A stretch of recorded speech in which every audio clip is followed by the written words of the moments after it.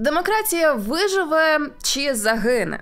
Ми дізнаємося про це вже наприкінці 2024 року. Такий прогноз Нобелівської лауреатки премії миру Марії Реси. І з нею важко не погодитися. Протягом цього року вибори відбудуться у понад 70 країнах, в яких проживає половина населення світу. Десь голосування розтягнеться на кілька днів, а десь перетвориться на серіал довжиною в рік. Найдемократичнішою країною, яка візьме участь у виборах, буде Ісландія. Найменш демократичною – Північна Корея. Та ні перша, ні друга не матиме значного впливу на глобальні справи. І хоча українці цьогоріч скоріш за все взагалі пропустять власні вибори, згідно законодавства, люди ж не просто так це зробили, заборонені вибори, тому що провести їх дуже складно. Наслідки голосувань інших країн вплинуть на наше життя абсолютно точно. Привіт, з вами Альона.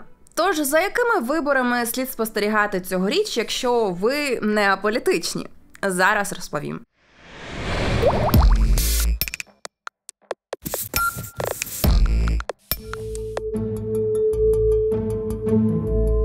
Президентські вибори у США цього року не схожі на всі попередні, адже їх цілком можна назвати зовнішньополітичними. Пріоритети виборців змінилися. Центром політичних інтересів, окрім болючої теми кордону, стала навіть не Україна, а війна Ізраїлю проти Хамас. Політику чинного президента Байдена або підтримують як справедливу кампанію самооборони, або критикують за спричинення гуманітарної катастрофи в Газі. Те, як Байден веде війну між Ізраїлем і Хамас, за даними соціологів, підтримує тільки третина населення штатів. Абсолютна більшість американців, особливо молодь до 34 років, вважають бойові дії у Газі за підтримки США несправедливими та непропорційними. Про справедливість та історичні передумови ізраїльсько-палестинських відносин ми обов'язково зробимо окреме відео. Якщо ж говорити про болюче питання кордонів, позиція опонентів чинного президента зрозуміла. Одна з проблем – це контрабанда наркотиків. Десятки тисяч людей щороку гинуть від фентанілу, який незаконно експортують через мексиканський кордон з Китаю. Другий головний біль – нелегальні іммігранти. The Economist зазначає, з моменту приходу Байдена до влади кордон незаконно перетнули понад 3 мільйони мігрантів. Коли Трамп балотувався в президенти у 2016-му, він перебільшував прикордонний хаос. Проводив свою кампанію так, наче ситуація є критичною. Тоді це було неправдою. Втім, тепер ситуація справді погіршилася. Увесь 20-й рік, поки Трамп залишався при владі, пандемія грала на руку борцю з мігрантами. А от Байдену пощастило менше. Подорожі знову стали можливими і спричинили відкладений попит. Хоча, безумовно, це не єдина причина його міграційного фіаско. Ліберальний Байден та його адміністрація свідомо припинили роботи на прикордонній стіні та дозволили шукачам притулку залишатися не на південь від кордону, як було раніше, а всередині країни. Переповідати останні події на Техащині не буду. Все надто швидкоплинно. І до виходу цього відео може кілька разів перегратися. До речі, напишіть там з майбутнього, чим усе закінчилося.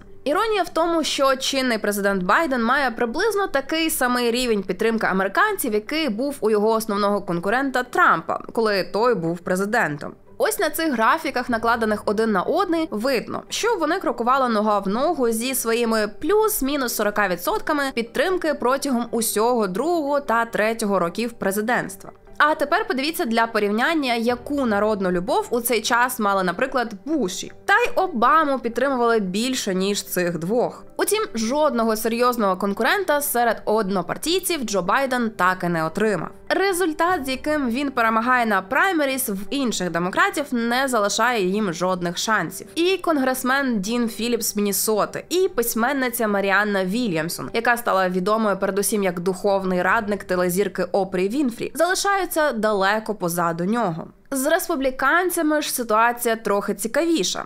Незважаючи на те, що екс-президент все ще є майже безумовним лідером у праймеріс. По-перше, колишня посол США в ООН Нікі Гейлі, яка залишається єдиною конкуренткою Трампа серед однопартійців, намагається згуртувати навколо себе опозицію. Зокрема, добре освічених республіканців, які до неї прихильні.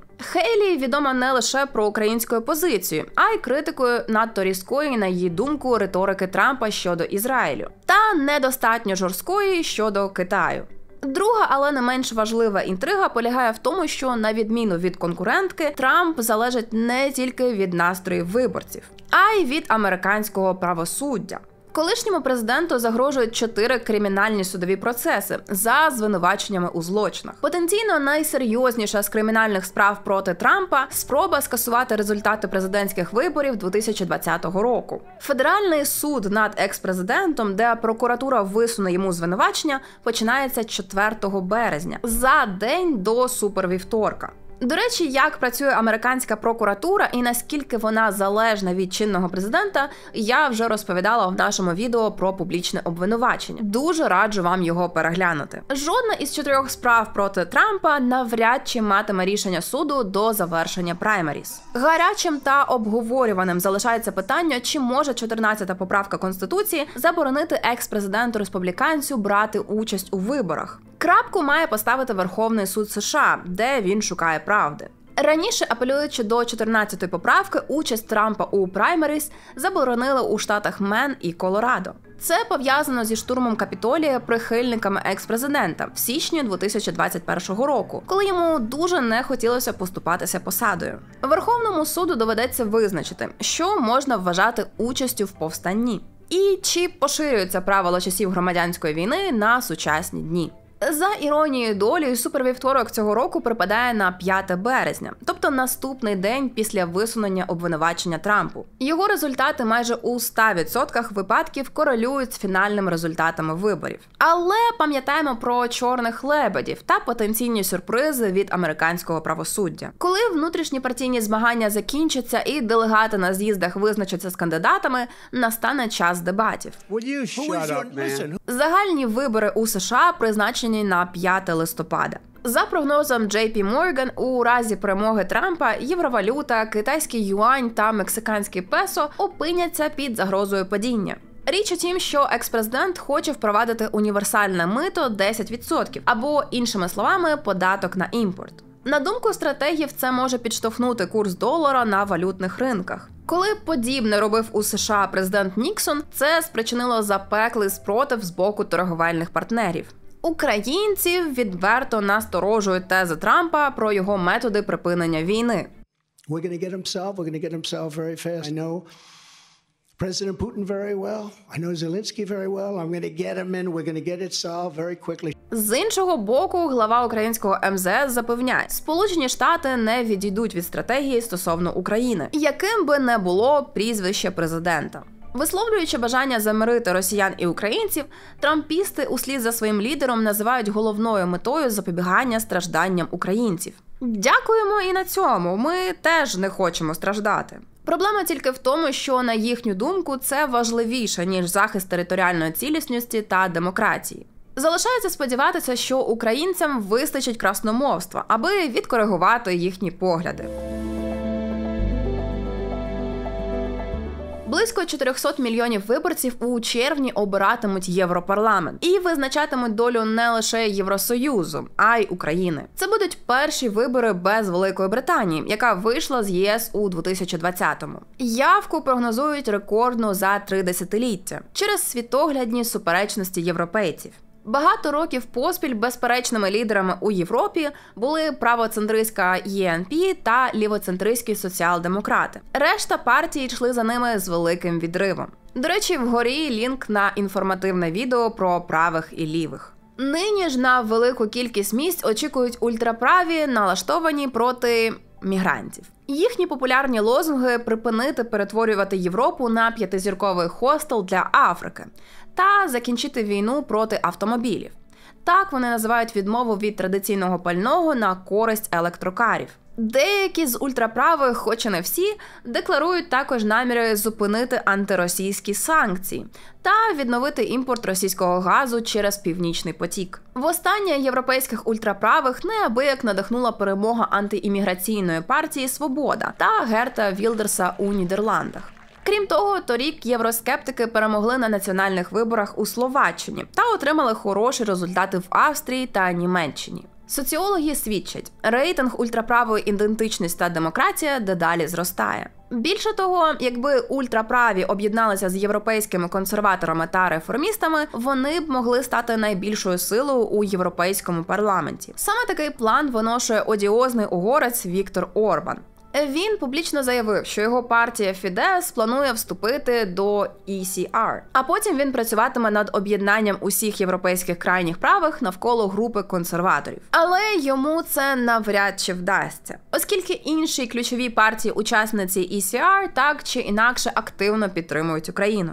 Очікується, що перевагу націоналістичним партіям віддадуть виборці в Австрії, Бельгії та Португалії. До ще більших висот хвиля може піднести і німецьку ультраправу альтернативу для Німеччини, а також однопартійці французької подруги Путіна Марін Ле Пен. До речі, існує цікавий сценарій, за яким президентами всіх головних інституцій ЄС можуть стати жінки. Жіноча Dream Team, якщо вона складеться, буде дружньою до України. Німкеня Урсула фон дер Ляєн залишиться головою комісії. Роберта Мецола з Мальти – головою Європарламенту. Чинна голова данського уряду Фредеріксен може замінити Шарля Мішеля. А естонська прем'єрка Кая Калас обійме посаду верховного представника ЄС із зовнішньої політики. Втім, голоси ультраправих в ЄС стають дедалі гучнішими, і це невідворотно. Українцям вже зараз слід готуватися до того, що об'єднувати ЄС за Україну та проти Росії може стати важче, ніж раніше. Крім того, складнішим стане потенційне розширення ЄС за рахунок України, припускає Політіко. Навіть за найбільш оптимістичного сценарію, якщо більшість в Європі не зміниться, збільшення частки популістів у Брюсселі – погана новина для Києва. Адже Україні потрібна максимальна підтримка Заходу, а Путіну лише невеликий хор із голосів, що працюватимуть задля розколу проукраїнської коаліції. Окремо варто звернути увагу також на вибори в Молдові та Румунії. Наприкінці року в обох сусідніх країнах обиратимуть президентів. Нинішня президентка Молдови, колишня економістка Світового банку Майя Санду, є єдиною проєвропейською кандидаткою з тих, кому довіряють громадяни. Її головною обіцянкою на попередніх виборах було домагатися членства в ЄС. І від курсу вона не відхиляється. Хоча б перспективи входження Молдови до Євросоюзу, як і у випадку України, не в останню чергу залежатимуть і від настроїв у ЄС у найближчі роки. А от настрої громадян щодо членства Санду збирається перепитати на референдумі, який хоче провести у день президентських виборів. Опозиція, яка відстає від чинної президентки з великим відривом, у тому числі проросійський Додон, називає такий референдум у день виборів агітацією. За президентства Санду Молдова щороку демонструє успіхи в рейтингу сприйняття корупції. За підсумками 23-го року країна піднялася вже на 76-ту сходинку з її 180 країн. Тоді як Україна на 104-й позиції. Хоча і це вже вважається неабияким успіхом, порівняно з попередніми результатами.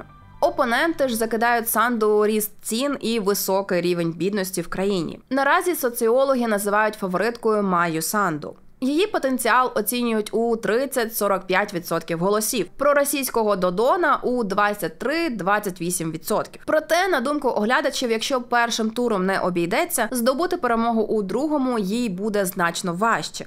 Саме тому, що немає інших проєвропейських кандидатів, чиї голоси перекочували б до неї, коли вона залишиться сам на сам з одним опонентом. Додон досі не оголошував однозначних намірів балотуватися. Водночас 3 опозиційні партії Молдови вже домовились, що висунуть спільного кандидата на виборах. Але поки що не вирішили, кого саме. Ну а в румунської влади з довірою вкрай погано. Друг України, президент Клаус Йоханніс, завершує другий і останній президентський строк з рейтингом довіри 8%. Найбільше румуни хочуть бачити на посаді президента колишнього очільника соціал-демократів Мірча Джоане. Але проблема в тому, що він вже має роботу заступника генсекретаря НАТО і обіймає цю посаду до жовтня. Джоан досі не заявляв про наміри балотуватися. Після нього за рейтингом популярності чинний прем'єр країни. А на третьому місці із понад 14% популістка Діана Шошоаке, яка прямо засіхає на українській території та вихваляє Москву. У парламенті русофіли також розправляють плечі. Окрім президентських, в Румунії цьогоріч пройдуть також місцеві та парламентські вибори. Попередньо на третій результат після соціал-демократів та націонал-лібералів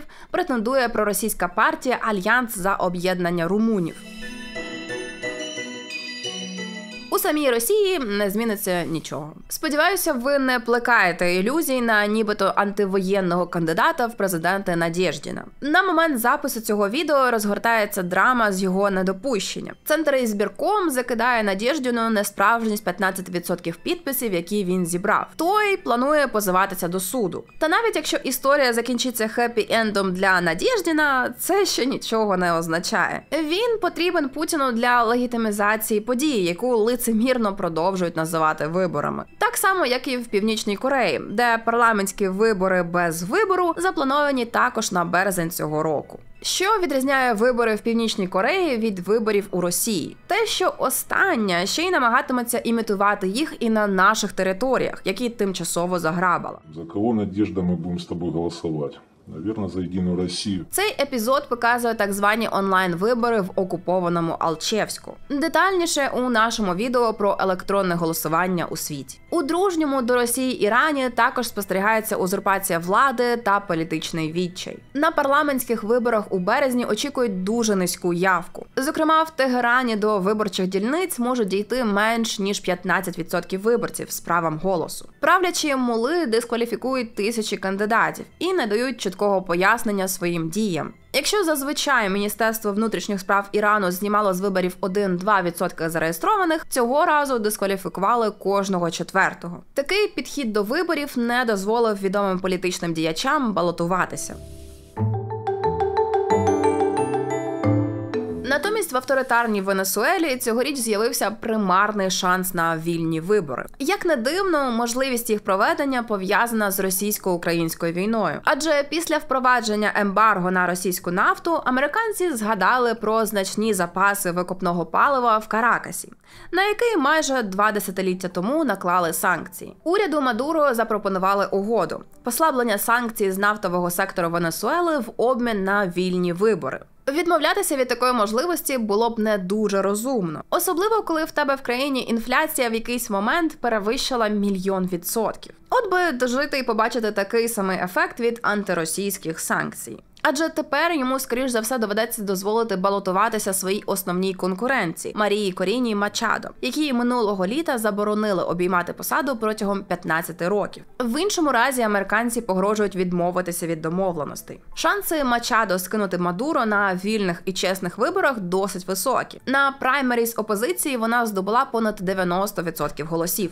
Між тим, приводів для оптимізму не надто багато. Ніщо досі не завадило Мадуро шантажувати світ розв'язанням війни у Латинській Америці. Занепокоєння міжнародної спільноти викликають його погрози анексувати майже 3/4 багатої на нафту Гаяни. Диктатуру Мадуро у Венесуелі підтримують Росія, Куба, Іран, Північна Корея, Білорусь та Китай.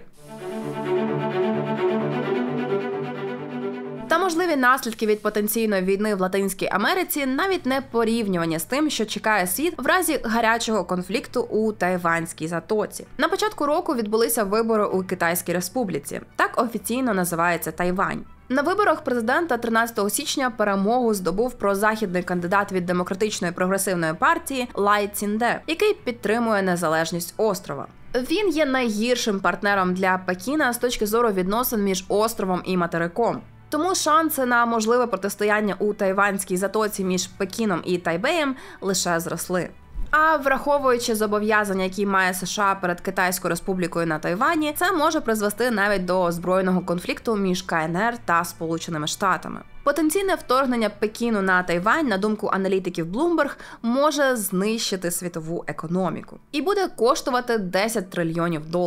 Тобто близько 10% світового ВВП. Та ймовірність китайського вторгнення важко назвати високою. Армія не накопичує війська на узбережжі. Та й автори звітів щодо корупції китайців у цій галузі оцінюють шанси Сі Цзіньпіня на успіх як низькі. На тривожній політичній траєкторії перебуває Південна Африка. Загальні вибори 2024 року можуть поставити під загрозу однопартійну демократію цієї країни. Вже майже 30 років владу утримує партія Африканського національного конгресу. Її створив національний герой Нельсон Мандела, який подолав апартеїд у республіці. Увесь цей час виборці віддавали провладній партії абсолютну більшість голосів. Утім, нині все може змінитися. Південна Африка балансує на межі державного колапсу та боргової кризи. Країна відійшла від повної демократії до гібридного режиму. У ній фіксують найбільший рівень нерівності у світі. Раса досі є визначальним фактором у суспільстві. А відповідно до звіту МВФ, економіка вражена в тому числі й наслідками війни Росії в Україні. А саме нестабільними цінами на сировину. Усі ці фактори не грають на користь нащадків Мандели. Не виключено, що АНК не набере і половини голосів на парламентських виборах. Тому зараз у ПАР складаються можливі коаліції. Великі опозиційні партії об'єднуються між собою, а провладна намагається домовитися про підтримку з меншими гравцями. Ключове питання полягає в тому, чи забракне голосів провладній партії. І якщо так, то чи захоче вона на чолі з президентом Рамафосою підтримувати вільні та чесні вибори, які загрожують зміні режиму. Найбільші у світі багатоденні вибори до законодавчих органів пройдуть в Індії. Ця країна до сьогодні залишається найбільшою демократією, попри те, що Моді дедалі більше схиляється до авторитаризму. Індія не займає однозначну сторону США, Китаю чи Росії, намагаючись тримати нейтралітет та бути самоназваним лідером глобального півдня. Водночас допомагає Росії боротися з економічною ізоляцією. Цьогорічні вибори, скоріш за все, не змінять ситуації. У парламенті і надалі залишатиметься Національно-демократичний альянс на чолі з Нарендрою Моді та його партією BJP. А також лівоцентристи під проводом Індійського національного конгресу. Однозначної перемоги жодна з цих сил здобути не може. Тому від Нью-Делі слід і надалі очікувати офіційного нейтралітету в російсько-українській війні та подальших торговельних чи військових зв'язків з Росією. А от де очікують приголомшливої явки, то це в Індонезії. На найбільші одноденні вибори на планеті запрошені понад 200 мільйонів виборців. І прийти планують 3/4. Обирають президента, віце-президента, законодавців і радників на національному та регіональному рівнях. У 2000-х Індонезію вже звикли називати третьою за величиною демократією у світі. Адже з моменту падіння режиму нового порядку Сухарто навесні 1998 року там виникла відкрита, вільна та сповнена ентузіазму демократія. Проте останнім часом країна пережила значний відкат, і цьогорічні перспективи не додають оптимізму. Протягом останніх 10 років там правив популярний президент Джоко Відодо, відомий як Джокові. Йому справді вдалося досягти певного економічного зростання. Водночас в країні посилилася онлайн-цензура, придушуються опоненти та утискаються свободи громадян. Нещодавно влада Індонезії переглянула кримінальний кодекс. Статеві стосунки та співжиття поза шлюбом у ньому заборонені. Образа президента чи віце-президента визначаються як злочин, а за проведення акцій протесту без дозволу передбачено кримінальну відповідальність. Крім того, Індонезія приєдналася до таких країн, як М'янма, Камбоджа та В'єтнам, де застосовуються суворі кіберзакони для перешкоджання особистим правам людей. Джокові має піти у відставку після 2 термінів, але не дуже хоче. Останнім часом він формував власну політичну династію, поставивши членів своєї родини на ключові державні посади. Індонезія має 3 кандидатів у президенти. Якщо ніхто не набирає більш ніж половину голосів виборців у першому турі, другий тур відбудеться у червні. Абсолютний лідер Прабово. Його рейтинг стрімко зростає. Соціологи прогнозують йому в середньому 47% у першому турі. Його обом опонентам по 24%. Колись Прабово був зятям диктатора Сухарто і в минулому командував спецназом Індонезії, що скоював звірства. За Клінтона, Буша та Обами йому було заборонено відвідувати Сполучені Штати. Він двічі програвав вибори Джокові у 2014 та 2019 роках. Але згодом сюрприз. Сам чинний президент реабілітував Прабово, призначивши його своїм міністром оборони. Лідер президентських перегонів публічно натякає, що демократичні реформи в Індонезії були помилкою. На його думку, владу слід знову централізувати. Правозахисники кажуть, потенційне сходження Прабово на найвищу посаду в Індонезії було б катастрофою. Індонезія посідає друге місце у світі за кількістю аудиторії TikTok, і на виборців щодня обвалюється потік фейкових новин і дезінформації. Один із цікавих аспектів виборів в Індонезії – те, що серед виборців домінуватиме молоде покоління – від 22 до 30 років. Таких виборців там аж 114 мільйонів. Половина з них голосуватимуть вперше. Так, ключовим питанням буде те, чи захочуть вони взяти участь у виборах. Як відзначає Freedom House, нижчий рівень участі у виборах серед молоді – світова тенденція. Вона відображає апатію, недовіру та невдоволення демократичними процесами, а також підживлює наратив демократичного відступу. Окремо слід сказати про вибори в Мексиці. В країні, де 70 років тому жінки взагалі не мали права голосу, дві основні претендентки на президентську посаду є жінками. Фактично, Мексика стала найбільшою країною, яка досягла гендерного паритету. Жінки очолюють обидві палати Конгресу. З 2021 року у складі головного законодавчого органу 50% панянок. Нині в країні жінка обіймає посаду головного судді Верховного суду. У червні Мексика переобере не лише президента, а й усіх 500 членів нижчої палати парламенту та 128 сенаторів. Фаворитка президентських перегонів – колишня мер Мехіко, вчена еколог Клаудія Шейнбаум. Вона перемогла 5 чоловіків-кандидатів у праймеріз правлячої партії. Її основна конкурентка Сочіль Гальвес представляє об'єднану опозицію. Насильство залишається однією з найбільших проблем в країні. Майже половину території Мексики контролюють картелі. Причому експерти припускають, що цифра занижена. 7 із 10 міст на планеті, де рівень убивств найвищий на душу населення, зараз у Мексиці. Головний ризик нинішньої виборчої кампанії в тому, що вона проходить паралельно з перегонами у США. Як пише Foreign Policy, підвищена увага політиків з обох боків до проблеми на кордоні здатна посварити дві країни. Усе залежатиме від того, хто буде обраний на північ і на південь від Ріо-Гранде. Останнім часом американським експертам іноді навіть доводиться спростовувати версію, що Сполучені Штати вторгнуться в Мексику і бомбитимуть її. Шейнбаум вже встигла заявити, що Мексика повинна мати стосунки на рівних, а не підкорятися США. Її опонентка, навпаки, як очікується, буде намагатися зміцнити взаємини зі Сполученими Штатами. Скоріш за все, ми згадали не всі важливі для людства цьогорічні вибори. Але й перелічених було б достатньо для сумного висновку. Демократія переживає тривожні часи. І як тут не згадати книжку Девіда Ван Рейбрука «Проти виборів». Ще влітку 2016 року цей бельгієць бив на сполох через нищівну перемогу ультраправої альтернативи для Німеччини в одній з німецьких земель. Він називав цю подію кульмінаційною і ставив її в один перелік з референдумом Брексіт, кандидатством Медвена Трампа, тріумфом Ердогана після невдалого путчу та процвітанням ксенофобії у старій Європі. А Путіна з Орбаном називав не інакше, як демократично обраними авторитарними лідерами. За 3 роки до цього Рейбрук попереджав про тривалий період високої нестабільності, який настане, якщо демократія вчасно не оговтається. І пропонував для цього неочікуваний рецепт – відмовитися від виборів.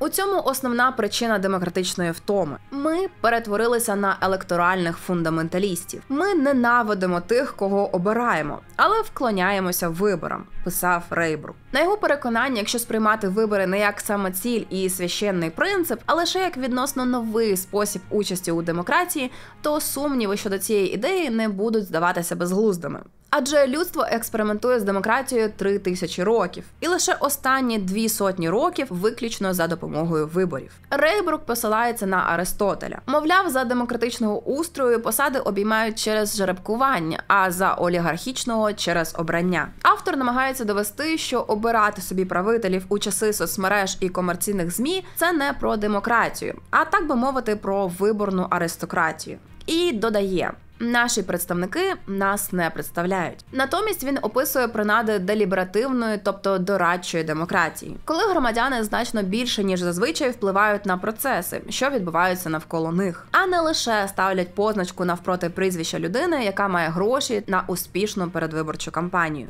Не скажу, що Рейбрук переконливий у всьому. Тим паче з жеребкуванням можна обрати надто недосвідчених людей, але замислитися він точно змушує. А як ви гадаєте, чи має виборча демократія шанс? Чи можливо нам вже час підшукати інші системи управління? Що ви думаєте про дорадчу демократію, меритократію чи технократію? І чи хочете, щоб ми зробили огляди альтернативних систем? Чекаємо на ваші обговорення та пропозиції в коментарях. Замість того, щоб відновити віру в демократію, вибори цього року будуть використані авторитарними правителями для консолідації влади. А в багатьох країнах доведуть свою неспроможність, зміцнивши позиції популістів. Після детального аналізу нам важко зробити якийсь інший прогноз, ніж той, що пропонують стратегії JP Morgan. Протягом року ми побачимо 4 основні тенденції: поляризацію, популізм, погіршення рівня демократії та геоекономічну фрагментацію. Як влучно написав редактор Los Angeles Times, до кінця року земляни можуть відчути себе так, ніби вони пережили одні довгі глобальні вибори. А побачивши всю потворність виборчої демократії, вони можуть почати думати, чи існує якийсь кращий спосіб змінювати владу. Залишу цей фінал відкритим, як фінал роману із гірким післясмаком. І запропоную вам пофантазувати на тему нашого спільного майбутнього після виборів 2024-го. Демократія виживе чи загине? Чи варто нам з вами просто закрити очі та й почекати, поки політики і без нас розберуться? Чи може таки використовувати кожну можливість впливати на своє життя? Як вважаєте, неаполітично?